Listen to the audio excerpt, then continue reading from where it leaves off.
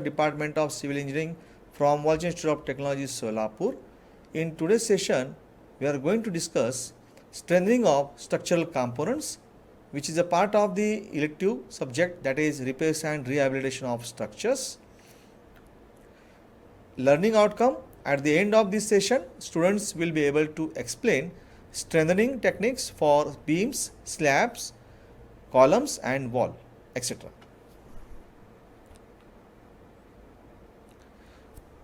Now, let us consider the introduction part. The shear and flexural strengthening of beams and girders is required. The flexural strengthening of slabs and for columns is required.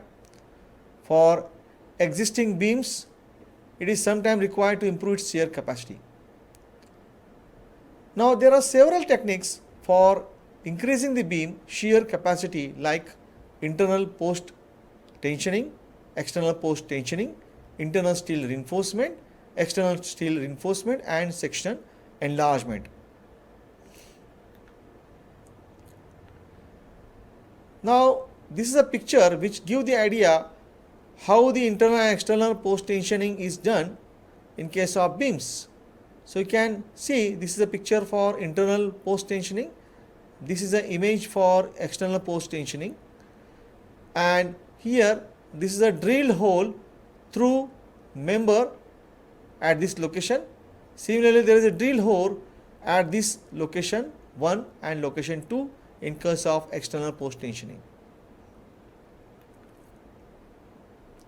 Now, internal and external post tensioning is done by drilling holes either through the member entirely or through some parts of the member. So, here in figure we can see a concrete girder and a hole is drilled through the member, and steel bars or rods or tendons are inserted into it and then it is bolted. So, this way we can do internal post tensioning, and then the hole can be filled up by epoxy resin so that there is no gap in it. So, here the rod is inserted throughout the member depth, and here the rod is inserted near the supports, and then it is filled with the epoxy resin so that there is no gap. So, in case of external post tensioning, some part of the member is to be drilled, as you can see, and most of the steel rod or tendon is exposed. So, this is termed as external post tensioning, and this can improve the shear capacity of the beam or girders significantly. So, we can say by putting regular spacing throughout the length by using steel rods, we can improve the shear capacity of the member. So, this is the external post tensioning. We are going to put the rods at a regular interval, and this is a cracks which is developed due to shear, and this rod will improve the shear strength capacity of the member. So, you can see this is a shear crack. Now, epoxy grout which can be used in the before post tensioning. These are the bolts which is provided at the end of the rods. Now, strengthening of the beams can be observed by considering the shear cracks in a beam. How? So, in case of post tensioning, we can drill some part of it near the support or near the shear region. Throughout this part, a hole is drilled, and then steel bar post tension rod is inserted and it is fixed there. So, we can place post tension rods on each side of the beam. Depending on the number of cracks, we can select the number of bars also, and then the shear crack to be filled up with epoxy grouting before post tensioning. So, cracks needs to be filled up by epoxy injection, and that we can place the external post tensioning to the member to improve its shear capacity. Can see another image of strengthening of beams. This is an internal steel reinforcement, and these are the shear cracks. Now it is a zoom view of this region. You can see this is existing stirrups. These are the shear cracks, and this is a steel bars. Are the inclined steel bars, which is nearly perpendicular to the shear cracks, is drilled throughout the member, and it is the drill holes is filled with the grout or epoxy resin. Now let us see strengthening of beams and slab. Let us see flexural strengthening of beams and slab. There are several methods of improving the flexural capacity of beams and slabs. We can use section enlargement or concrete encasement for improving the flexural capacity of members. We can use concrete overlays. We can also use externally bonded steel plate, external post tensioning, near surface mounting, span length shortening, and supplemental support. All are used to improve the flexural capacity of the beams or slabs of existing members. We can see here the section is going to be enlarged. This beam section is original beam, this one, and this section is going to enlarge, and we are putting the bars around the side of the beam. Along three sides of the beam we are putting the bars. Also we are putting the longitudinal bars and transverse bars. This is a overlay portion, and this is a beam encasement. This is a concrete overlays and encasement. Now strengthening of the beams and slabs. See, overlay can be formed top of the member or side or soffit or bottom. Sometimes in most of these cases we can use additional reinforcement and stirrups for the encasement, and we also require suitable former for this. So this is another sketch which shows strengthening of the beams and slabs. We can see the beam spar is going to be inserted. This is a original beam, and then the beam depth is going to be enlarged by providing the reinforcement around its periphery. And this is another sketch where the top portion of the slab, above which concrete is overlaid with a steel reinforcement.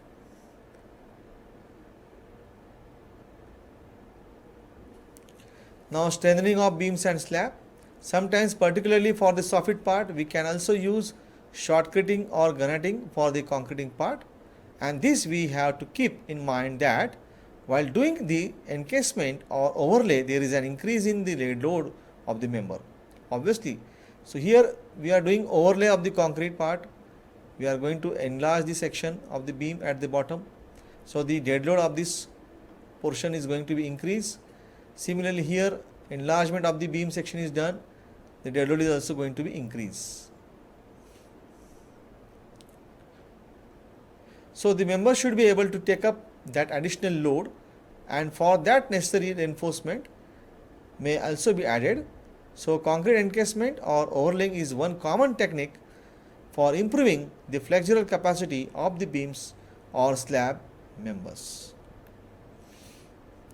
Here we can see that section enlargement or beam encasement, we can use stirrups as well as longitudinal main reinforcement. The stirrups can be three-sided, or it could be on all four sides like for the existing one.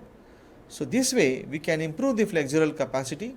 The main tension reinforcement can be added, and also the stirrups, and with that over it we can use the additional concreting, and that could be micro concreting also, and we can use additional formwork for putting the additional concrete. So this is a typical sketches of section enlargement or beam encasement. Now let us see strengthening of the slab. The concrete overlay at top or at bottom of the slab as shown in this figure. it is observed that the existing slab and an overlay can be laid over it with reinforcement.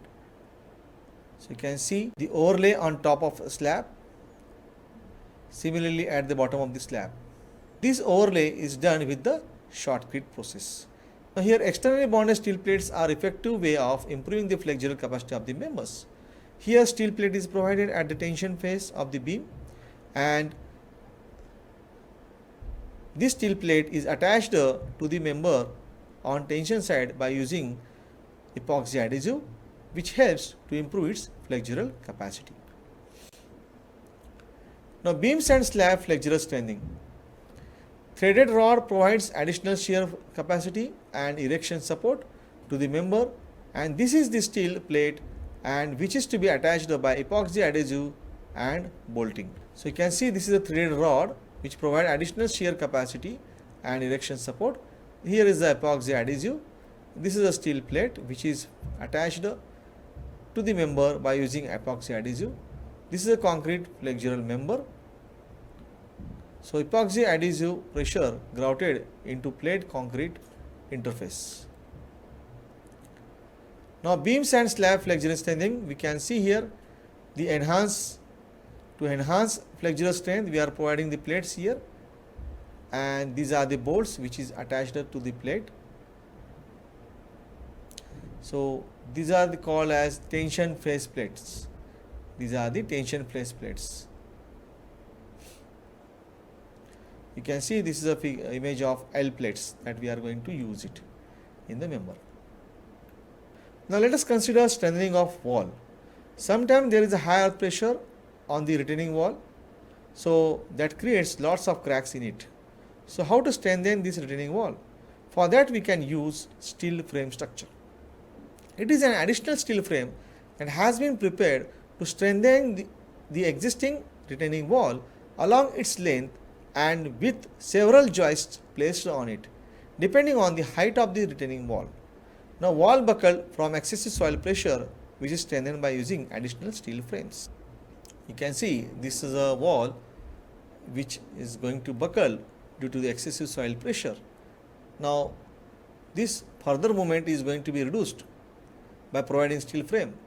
You can see by the movement of this wall there is a formation of cracks.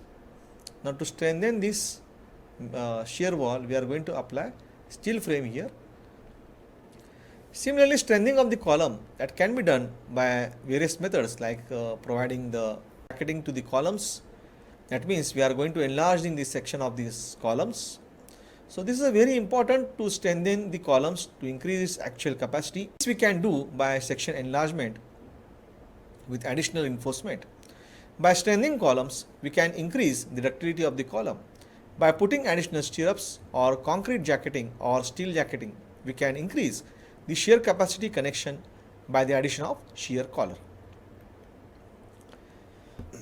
Now RCC jacketing is a technique of strengthening of columns to improve not only its axial capacity but also to improve its tensile strength. So this tensile strength can be increased by providing transverse reinforcement. The axial capacity is increased by providing the longitudinal reinforcement as shown in this figure.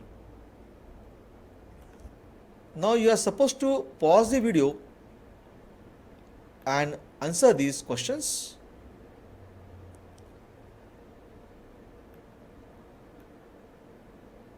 These are the answers. Now these are the references that we are using for creation of this video. Thank you.